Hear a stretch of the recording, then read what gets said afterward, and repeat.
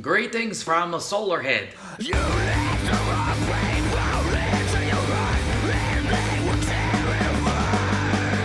My name is Jason. I am the vocalist. Bob could not be here. He is the guitarist. The band was formed in 2020 during the global pandemic as a way of combating seasonal affective disorder. We are 2/4 of Abominat, which is a band that is perhaps on a permanent hiatus. We are located in central Indiana.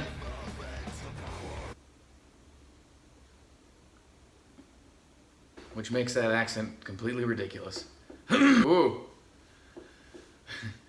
So basically, Solarhead formed as a way of passing song and riff ideas back and forth between Bob and myself when we're not able to practice otherwise. So between the two of us, we write everything.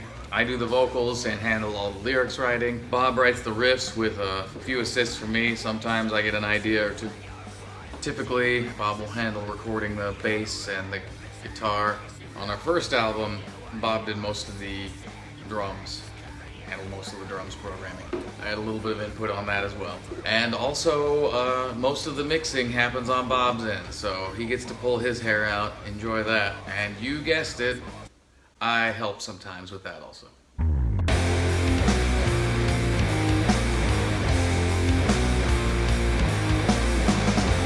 What's the meaning of the band name? Well, it's about the sun. That's pretty built in, pretty obvious. Sun related. And then, bands that end with head are usually pretty cool. Motorhead, Radiohead, Machine Head.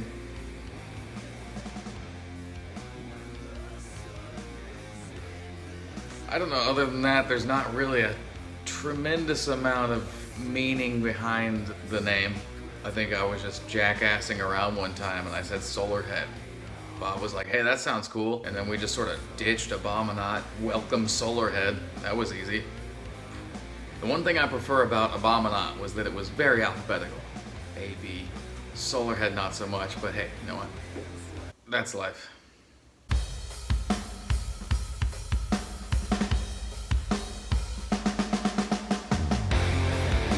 So a little bit about Orbital Decay. It was formed along with Solarhead. They were kind of formed together. Bob and I were kicking around riffs as usual, and a few riffs turned into a whole bunch of riffs, and then those riffs turned into most of Orbital Decay. Coulda, Shoulda, Woulda was actually written shortly before the other three songs, so we threw that on there as well. And that's when Orbital Decay happened, and so it's Solarhead. It's possible to argue that without the global pandemic, Solarhead never would have happened. The world was infected with Solarhead in a way. So it's 5 tracks, about 20 minutes total, 4 songs, 1 instrumental interlude. And as of now, we're looking at sticking pretty close to that format for future releases.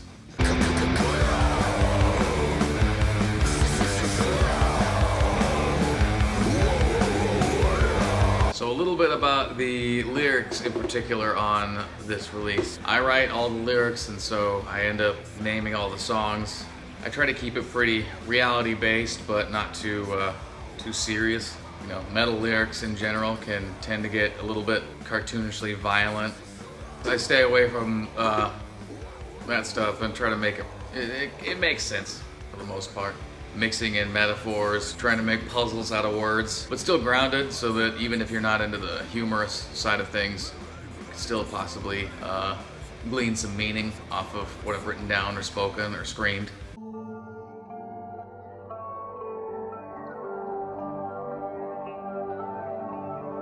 So about the cover art, no surprise, it's solar themed. Not like we were gonna go with a picture of fucking Jupiter or something.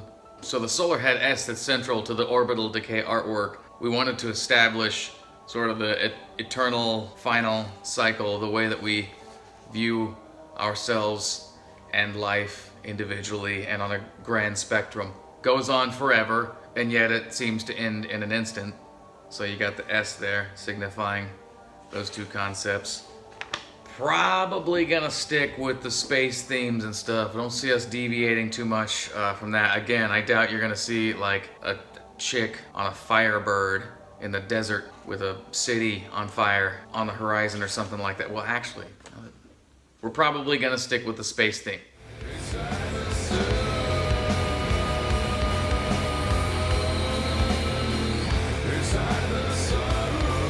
We think it's important to have a label. I mean, if the shoe fits, and you know, not like it doesn't have to fit snugly, could be a little loose. There's no shame in partnering with good promotion. I mean, playing shows is great. I mean, obviously, you don't want to sell yourself out, compromise your ideals. The right label comes along, they want to help out, fine by us. But fuck it, we don't need a label.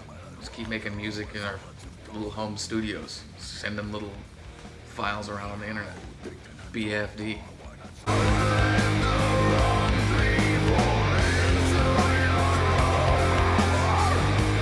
New music that has impressed us, personally, Meshuggah, you know, everything they release kicks ass. Rumor has it they got one coming out next year, 2021, so that's something to look forward to. If the earth isn't on fire.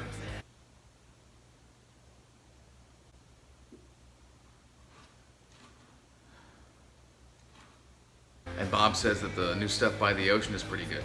I tend to agree.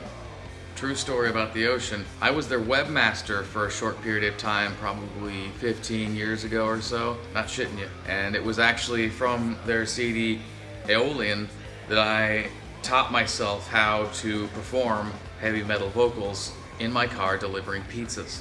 Because they had a lot of guest vocalists on that album in particular. So it was a good way to diversify and try to match different styles.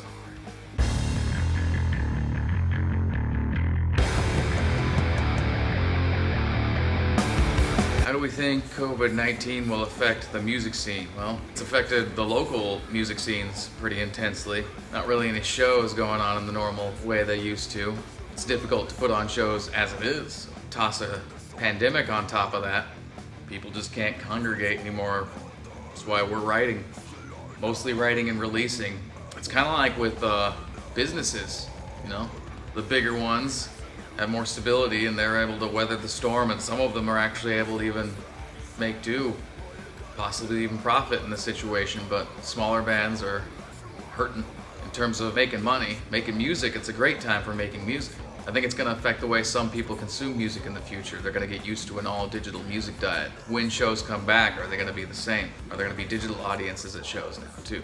And in addition to that, people are being forced to collaborate remotely from their homes, from their home studios like we have, and that seems like it's going to produce some new bands that span oceans, and we're going to have some interesting new combinations, possibly, of musicians. They're going to have a hell of a time arranging a tour. Fuck.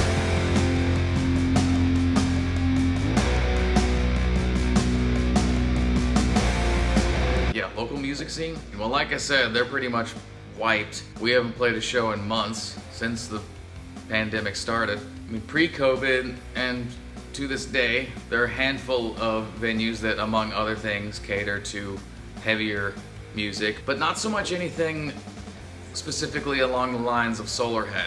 We kind of have a unique sound for the area.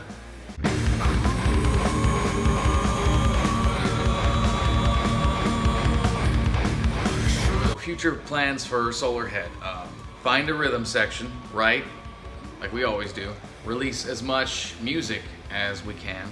Work on promoting the band, and theoretically practice for shows, if those ever become a thing again.